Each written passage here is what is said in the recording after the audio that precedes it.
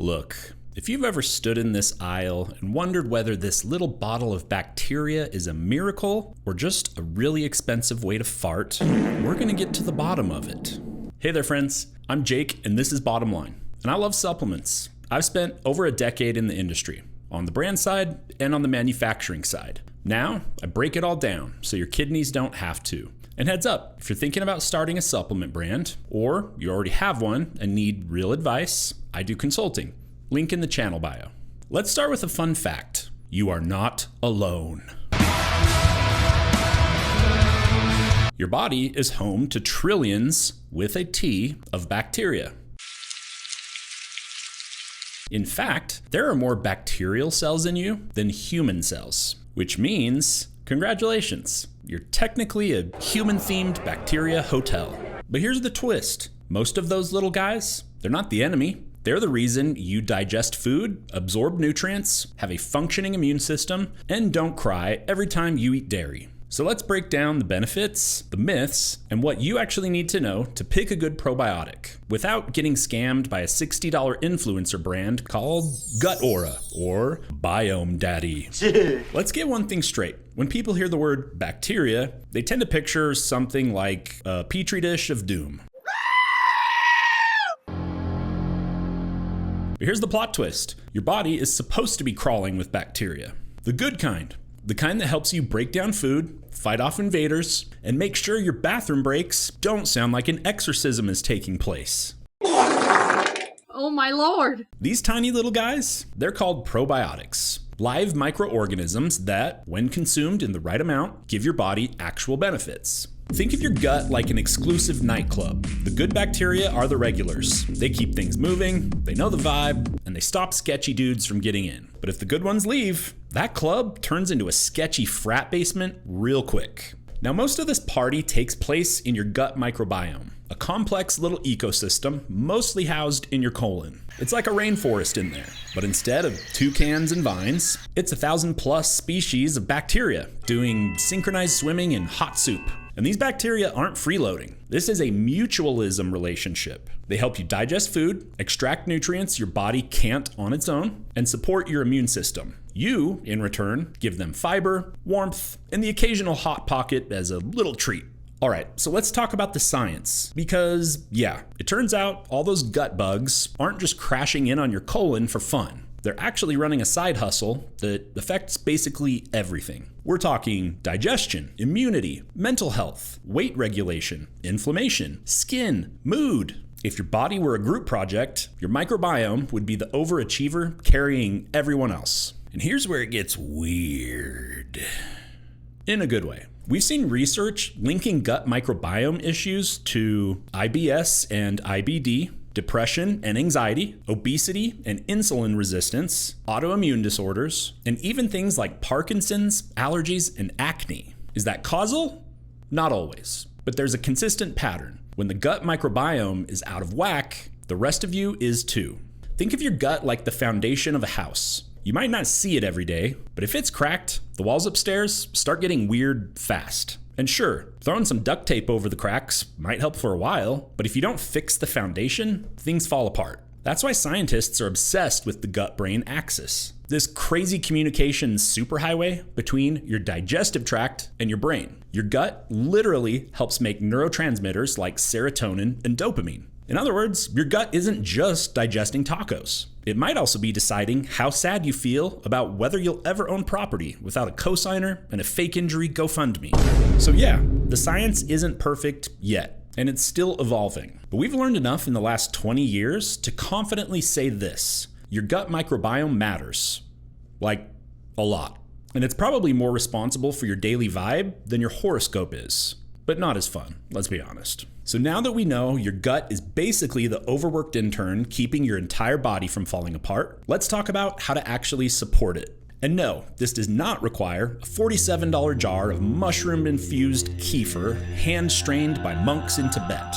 Here's the deal. Your gut bacteria eat fiber. That's their thing. Fiber equals prebiotics equals food for your gut bugs. So when you eat veggies, whole grains, legumes, because saying beans didn't feel expensive enough, and other fiber-rich foods, you're basically throwing a real grown-up dinner party for your microbiome. When you eat nothing but bagels and energy drinks, it's more like hosting a silent retreat in an abandoned strip mall. Maybe Aaron Rodgers will join you. Now I know what you're gonna say next, but what about probiotic foods? Stuff like yogurt, kefir, kimchi, sauerkraut, miso, kombucha. Those are loaded with live bacteria, and they're great if you actually eat them. The problem is, most people don't. And even if you do, the bacterial strains in those foods aren't always consistent or potent enough to move the needle, especially if your gut's already out of balance. That's where supplements come in. They're not magic pills, but they are a practical way to get a consistent, measurable dose of probiotics every day. And here's the plot twist marketers don't want you to hear.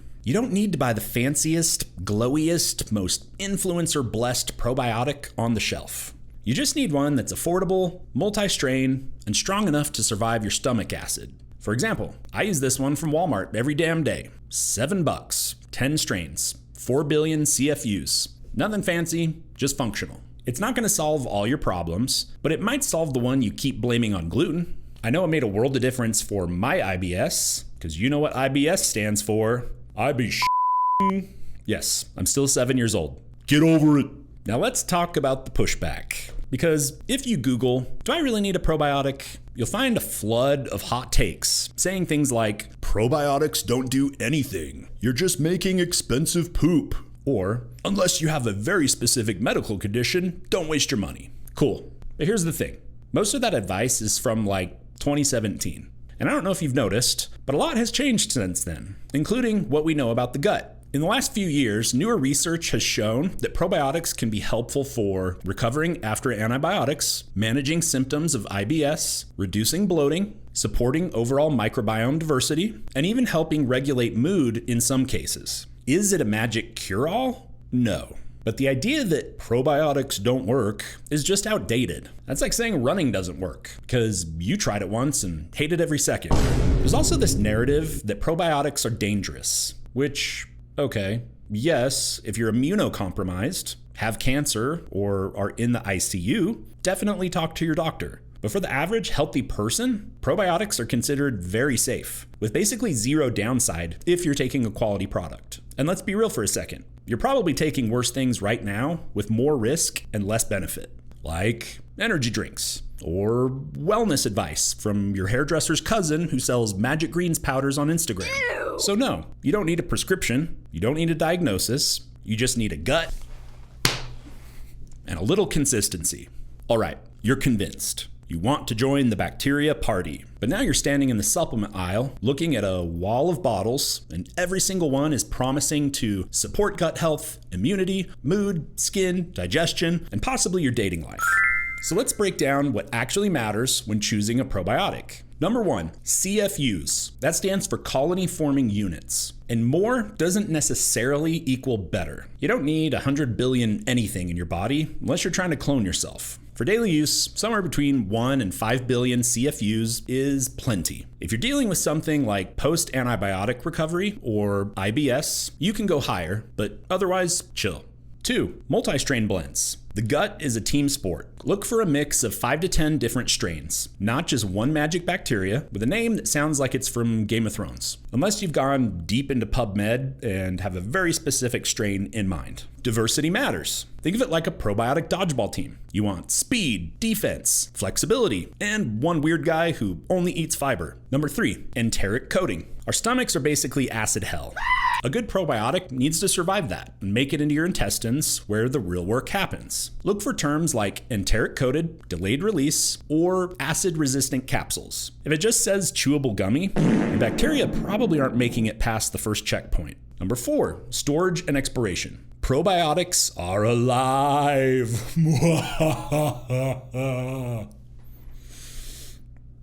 I'm totally normal. If you're buying something that's been baking in a hot warehouse for 6 months, you're basically adopting a jar of corpses. Stick with brands that clearly list the CFU's expiration, not at manufacturer, clear storage instructions, whether you should put it in the fridge or if they are shelf stable, and a real expiration date. Number 5, price versus hype. Here's the truth. You don't need to spend $60 a month to get a decent probiotic. The Spring Valley one from Walmart that I mentioned, that I take every day, is $7. Yeah, it doesn't have a pastel Instagram grid, but it does have 10 strains and 4 billion CFUs, which is more than enough for daily use. If you want to spend more, cool, but you don't need to. Your gut doesn't care how trendy your supplement is. It just wants reinforcements that show up on time. So here's the bottom line. If you're a healthy-ish adult with a normal-ish diet and a gut that sometimes acts like it's on strike, a daily probiotic is a smart move. Is it a miracle cure?